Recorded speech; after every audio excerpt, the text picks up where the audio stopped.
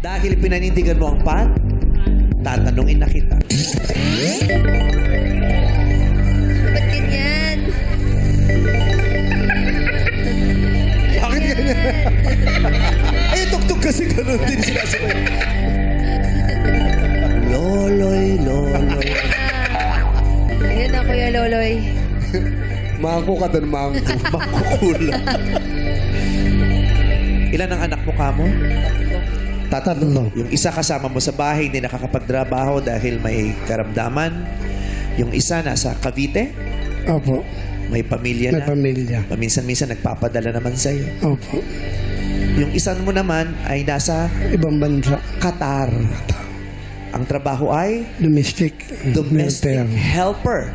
Nasa Qatar. Ilang taon na siyang nandoon? Magto 2 years na po. Magto 2 years na siya.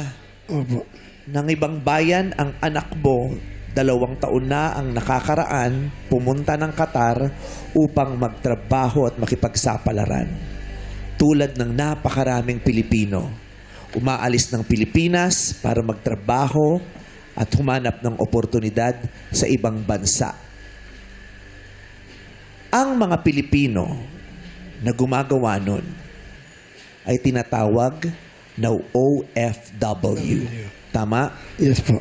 Sila ay mga OFW, yung mga Pilipino na nagtrabaho sa ibang bansa at naghanap ng oportunidad. Sa akin lamang titingin, Tatay Loloy. Opo. Mapapasayo ang 100,000 piso pag nasagot mo ang tanong ko. Opo.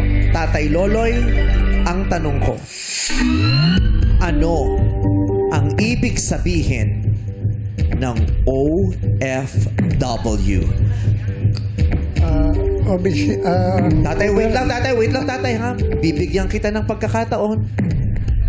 OFW. 3 letra. Walang magsasagot. No coaching. Sa akin ka lang titingin. 3 letra. Ano bang ibig sabihin nung 3 letra? Yung O, yung F, at W. Ano po ang ibig sabihin ng OFW? Kailangan nyo nang sumagot, Tatay Loloy. Go! overseas, social worker, overseas social worker, OFW. Ang nasabi niya ay overseas social worker.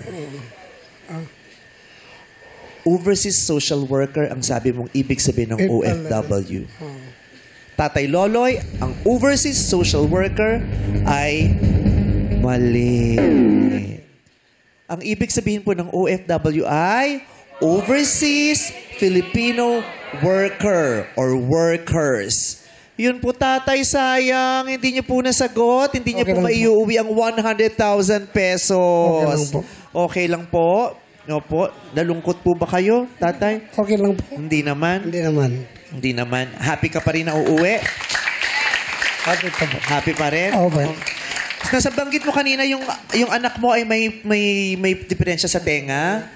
Kung gugustuhin niyo po, yung ate ko po kasi ay doktora, isa siyang ENT. Talagang yun po ang specialization niya, yung tenga. Baka gusto niyong dalhin natin siya dun sa klinika ng ate ko para maipatingin. Saan po? Tatay. Po. Kailan po? Sige po, makikipag-coordinate kami sa inyo. Kukunin namin ang numero ninyo, tapos tatawagan namin kayo. Papaschedule natin na mapacheck up yung anak ninyo. Opo. Parang kailangan ng gamot, ipaggamot at bigyan ng gamot, no? Opo. Okay? Diba? Para pag gumaling siya, makakatulong siya sa pagtatrabaho sa iyo.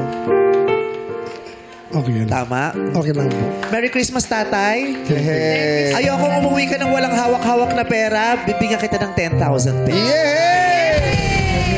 Merry Christmas, Kuya Loloy! Thank you, guys.